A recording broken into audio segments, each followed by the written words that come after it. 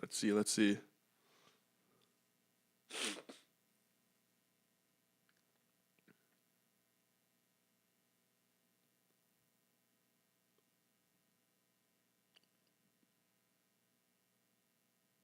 What's up, YouTube? Welcome to the review of Resident Evil 4. We just finished it.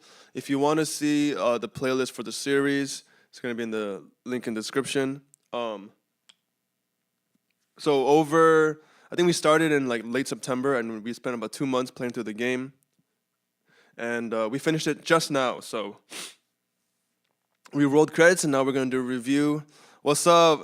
Shout out to my viewers down there. Shout out Heather. Shout out Zyalp.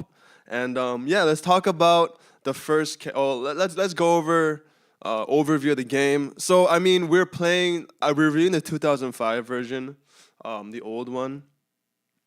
So this was like on GameCube or something, and I'm playing it in 2025. So I guess there's gonna be some level of time that has passed that's gonna make the game a little dated in some aspects.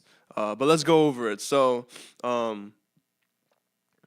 gameplay and mechanics is the first category, and so apparently over-the-shoulder aiming, like doing that, was revolutionary at the time. In the big 2025, it's kind of dated, but what I will say is, I find it charming that they call it the tank controls. The one where it's like very slow and rigid kind of. Also, I could see in 2005 it being very, very innovative and new. But for this day and age when we have, Call of Duty, Cyberpunk, and, Overwatch and all this stuff, it's come a long way since then. But I think the shooting was fun for two reasons for me. Number one was that it felt like an arcade game, you know what I'm saying, in some aspects. Even though I was playing on my Nintendo Switch, it felt very arcadey. And also, like, it was super tense because the enemies would be coming very slowly at you, but then you would be also moving very slowly. So that tension and excitement made it very, very fun. So although the gameplay felt outdated, it wasn't unfun, if that makes sense. I liked all the different enemies, the types of enemies. I also love how I think the main strength of this game was tension at all times. It was always tension, and then every time there was like a new level. I don't know how they did it, but they kind of introduced new levels of mechanics and like making it feel tense but also new without every level being feeling the same. Like, for instance, one time, Ashley was like drawing up some kind of bridge or whatever, or like the platform, and you had to shoot the enemies so that they didn't kidnap her while also protecting herself. And examples like that, or like riding on the mine cart and then like shooting enemies that were climbing on board.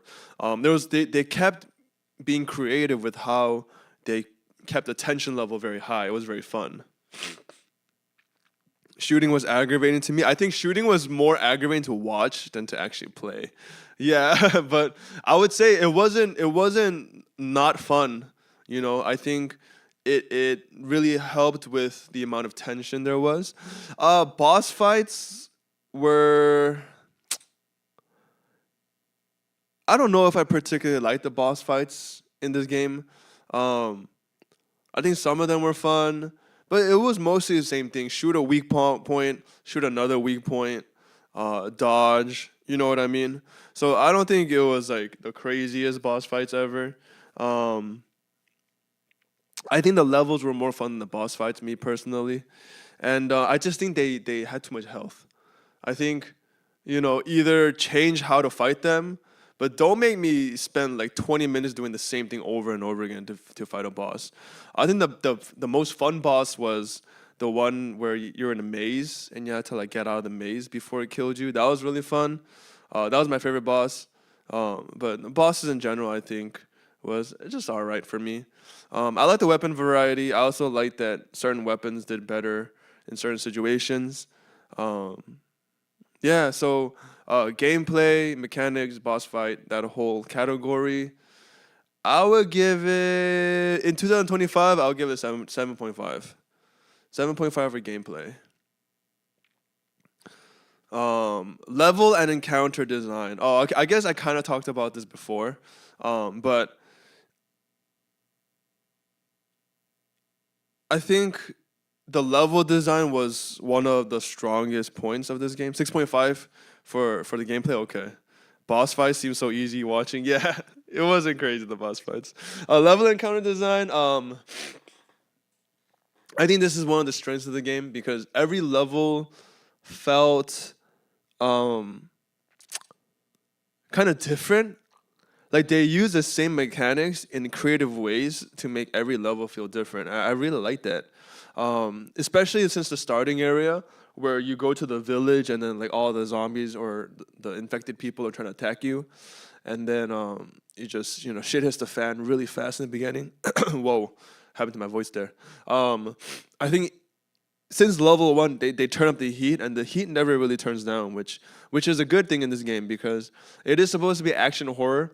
I think it's less horror, more action and super like tense, the way the game works. But I did like how the levels were designed. It seemed pretty creative, some of them more than others, but the whole thing was super entertaining the whole way through, I would think. Backtracking or pacing issues.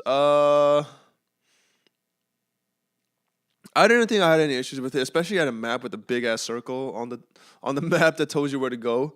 I like to go to side areas to get more, health and weapons and ammo. So I always find myself going on the sideways, but there was always a big circle on the map, and then to know where you're supposed to go. And then even if you had to unlock something or find a key or something, the area was small enough where if you had gone into those different rooms, backtracked a little bit and gone into the different rooms, it wasn't too much trouble to go find the item you needed. So I liked all that stuff. Level encounter design was probably the strongest point for me. I would give it 8.5. 8.5. So I'm gonna start writing them down. I think I did 7.5 for the first one. Level design 8.5. Story and characters. Oh God. All right. Story was pretty ass. I'm not gonna lie. If I were to summarize a story, some kind of cult is developing some kind of alien tech, and they're injecting them into other people and themselves to change them into alien monsters. It wasn't scary. The story, it seemed like a very poorly written B movie script. I can't lie. I like Leon. Leon's fun. Ashley is the worst character ever created in a video game. I just think she didn't need to be there. Like the tension that I said, I think she was meant to add some tension to the game. Hi Noah, how you doing? Welcome in. I think she was meant to add some tension to the game, but they could have easily done it without her. I don't think there's a point in her being a playable character. I think she should have just been just like a cutscene character, if you will. Even then, she was annoying. The point of the game is to literally rescue Ashley, but so annoying. The villains, they're not scary at all. They're also not funny. They're just characters. I think my favorite character was Lewis. I forgot what happened to him. I think he died. I don't remember. He either died or he just disappeared and never came back. But he was probably my favorite character. He reminded me of like Johnny Depp in Pirates of the Caribbean. The girl was completely useless. The girl in the red dress. I mean, she was cute, but like other than that, what was her role in the story? I don't even know. She was the end quest after the last boss. Yeah, she was the last boss. Story was as characters was just whatever. I'm gonna give this a 6. Atmosphere and presentation. Again, this game literally rides on tension. It's not scary. It's an action game disguised as a horror game. But the way they make the tension so, I don't know, it's just so good how they use the tension. And it's like it's not really boring at any point because you're not doing a walking sim for too long at any point. Um and every time the tension starts, you're not dreading it, you're not pissed off at it. You're like, okay, let's go. So I think they did a really good job at balancing the tension level. And I think that's probably the biggest selling point of this game. Um, Visuals, I think it looks pretty bad in 2025. I didn't play the remake, but I think it's passable. It just looks like an old arcade game, and I think there's a charm to it. There's nothing wrong with the visuals. I think I was still engrossed, so that's pretty good. Sound design. I mean, they were working with what they had. Uh, I think the sound design was pretty bad, if I'm being honest. Um, like the chains, everything just sounded like they were from a sound bank and like not EQ'd or like you know. It didn't sound like it was customized to the game. It just sounded like they had random sounds put in from different areas. As well, like sometimes they would the sounds would overlap and then it would create these like crazy like phase sounding, especially like sometimes when they're walking or there's many enemies with chains. Um, so I don't know about the sound design. You get a 4 out of 10 for story and characters. 4 out of 10 is savage. Ashley could work if they had made us have affection for her somehow, but she's horribly written and not even a bit developed. Sorry about the delay of making sandwich. No problem, no problem. I think Ashley would have been fine as a cutscene character. But as someone that's interactable, that someone you have to like watch out for and that gets in the way when you're trying to shoot zombies, bro, as a playable character, horrible. Horrible. And yeah, even as a cutscene character, pretty badly written. The fact that she's just screaming, Leon, help me, is like, bro, so annoying. But I think Ashley could have worked. I agree with you. It's just